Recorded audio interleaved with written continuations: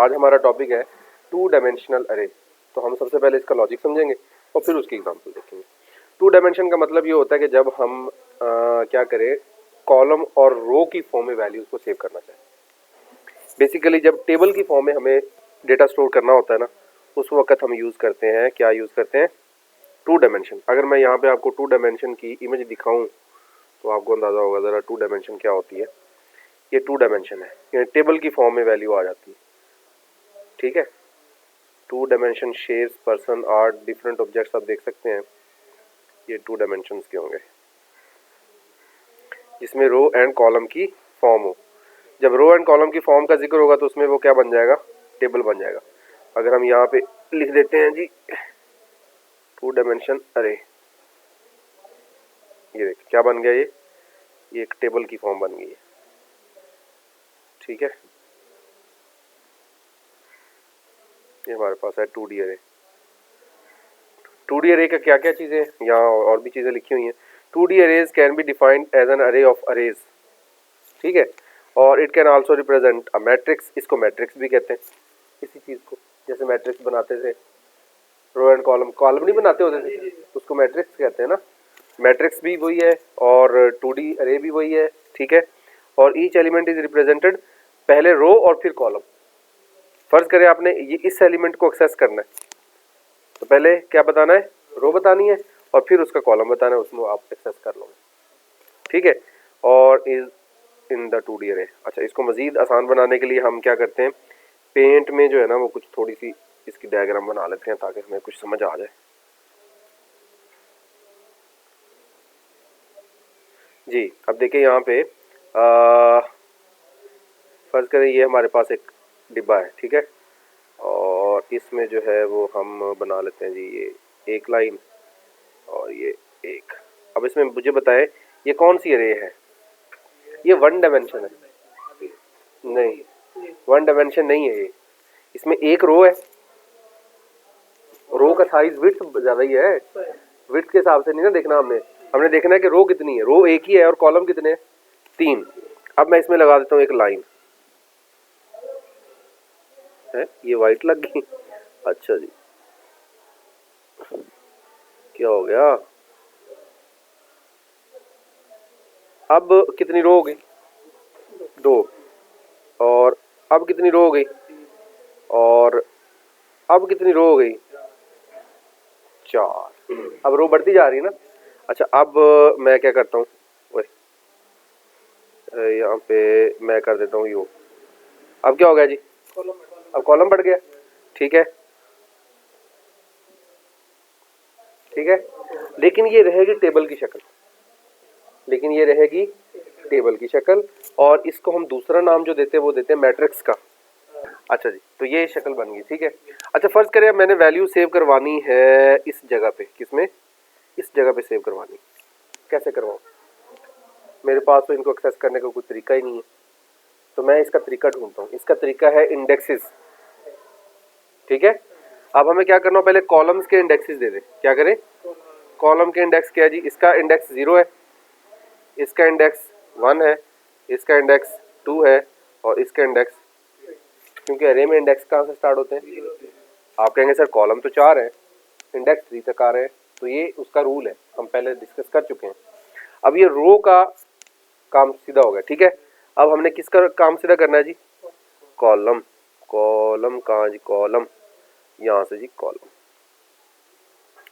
हाँ जी, 0 1 2 3 और 4, ठीक है जी।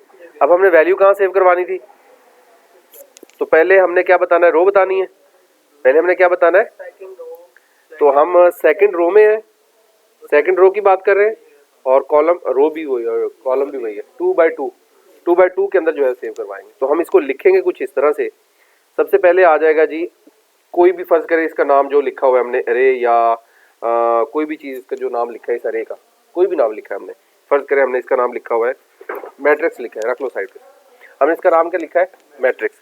तो हमें पहले ब्रैकेट्स में बताना पड़ेगा कि जी ये 2 रो और कॉलम 2 को एक्सेस करना है। अब इसको आपने इस लाइन को, इसको आपने क्या करना है, इसको आपने सी आउट करवाना है, सी आउट करवा दो।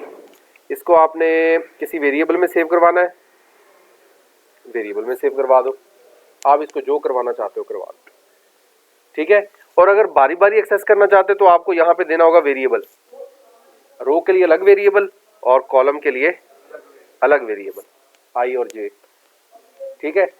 अब इसको मजीद आसान करने के लिए ये है कि जो हमारे पास ये रोज होती हैं, इसको जो हैंडल करने वाली लूप होती है, क्योंकि 2 डायमेंशनल अरे में जो यूज होती है वो यूज होती है जी, अब हम इसकी तरफ आते हैं, वो यूज होती है नेस्टेड लूप। क्या यूज होती है?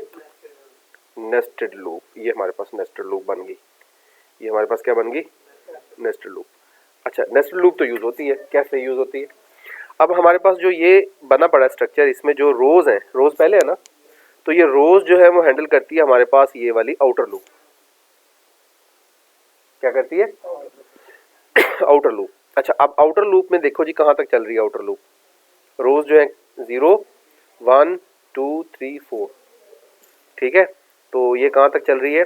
Int i is equal to 0, i less than equal to 4 और i प्लस प्लस, ठीक है। अब हमें एक काम और करना है कि हमने इस अरे का नाम भी लिखना है पहले, ठीक है। इंट मैट्रिक्स, ठीक है। इसमें बता दो आपके इसकी रो कितनी है जी? रो 5 है और कॉलम कितने हैं? 4। ये हमने डिक्लेयर कर दी ऊपर, ठीक है। इसलिए हमने जब रो चलाई तो 0 से लेकर 4 तक चलाई, क्योंकि इंडेक्सिंग जब इसकी होगी तो वो 0 से लेकर 4 तक होगी, इसलिए हमने 0 से 4 तक लिखा, ठीक है। अब चूंकि ये 4 कॉलम है तो इनर लूप कहाँ तक चलेगी? 3 तक चलेगी। Int j is equal to 0 और j लेस देन या 4 चला दो, 3 तक चल जाएगी ना, ठीक है। दोनों चीज़ें होगी ना, दोनों मैंने चीज़ें समझा दी। लेस देन भी चला सकते हो, इक्वल टू भी चला सकते हो, लेकिन किस तरीके से चलानी वो आपको ये समझ आनी चाहिए कि यहाँ पे आई चल रहा है 0 से 4 तक ही चल रहा है, 4 से लेस देन नहीं चलेगा, 4 तक चलेगा, ठीक है।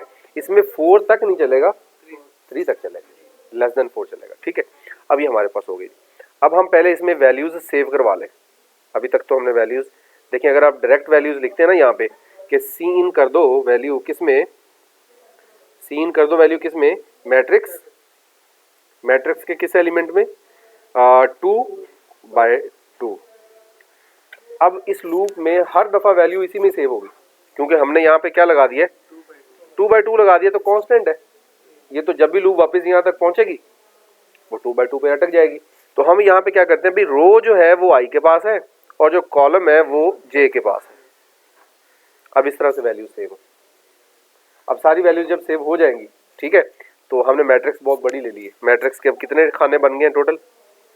इसको रो मल्टीप्लाई बाय आप वो कर दें कॉलम, तो 5 रोज हैं, 4 कॉलम है, 5 4 20 सेल बन गए आपके पास, 20 खाने बन गए। गिन लो, 1 2 3 4 5 20 खाने बन गए, और ये इस खाने में जाके सेव होना है। अब हम थोड़ा सा मैट्रिक्स छोटी कर लेते हैं और समझ लेते हैं उसे, ठीक है। अच्छा, अब हम क्या करते हैं, मैट्रिक्स में कर देते हैं जी 2/2 कर देते हैं, 2/2, ठीक है। तो यहाँ भी हम कर देते हैं 2 और यहाँ भी हम कर देते हैं। अब हमारे पास एक स्क्वायर फॉर्म की बन गई, 2/2 की मैट्रिक्स बन गई, 2 रोज 2 कॉलम्स, ठीक हो गए। अब सीन होती रहेंगी, वैल्यूज उसमें आती रहेंगी। अब हमने करवाना है इनको डिस्प्ले, ठीक है।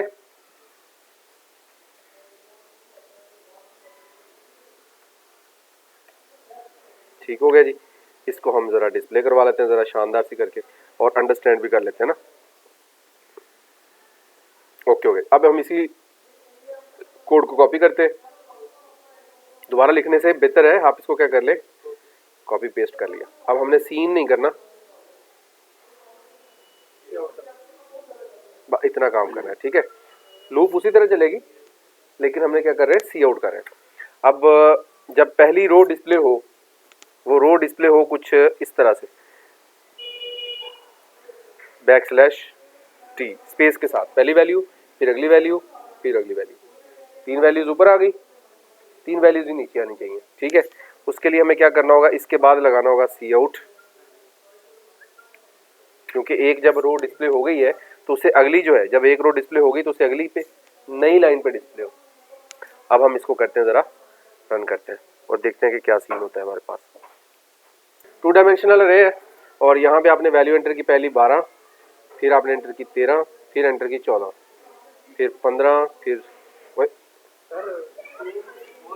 4 तक देनी थी ना, ज़्यादा दे दी मेरा ख्याल है। ठीक है, 4 वैल्यूज हो गई, 2 डायमेंशनल है। ठीक है, अब इसके साथ इंडेक्सेस भी शो करवाने तो वो आपकी हिम्मत है। उसी तरह आउटपुट डिज़ाइन करनी, आउटपुट भी डिज़ाइन कर सकते हैं जी। कुछ समझ आया लॉजिक? अब इसमें लूप कैसे काम कर रही है वो पता चला, थोड़ा सा आइडिया हुआ होगा। इसमें ये है कि ये देखिए जो आउटर लूप है वो रोज को हैंडल कर रही है। अब इसी वक्त जो आई की वैल्यू है वो 0 है, लेकिन ये तीन दफ़ा चल जाएगी आगे, 3 वैल्यूज ले लेगी। ठीक है, अब उसके बाद फिर आई की वैल्यू 1 हो जाएगी और फिर ये 3 दफ़ा चलेगी। नेस्टेड लूप अगर पड़ी हुई है ना, उस कॉन्सेप्ट को दोबारा रिवाइज करना पड़ेगा, फिर बड़े अच्छे से समझ आ जाएगी। ये नेस्टेड लूप पे डिपेंड करती है, 2 डायमेंशनल अरे पूरी की पूरी इस पर डिपेंड करती है। एक इस पे क्वेश्चन और कर लेंगे कल और इसको वाइंड अप कर लेंगे, फिर हमारा चैप्टर स्टार्ट हो जाएगा फंक्शन इंशाल्लाह।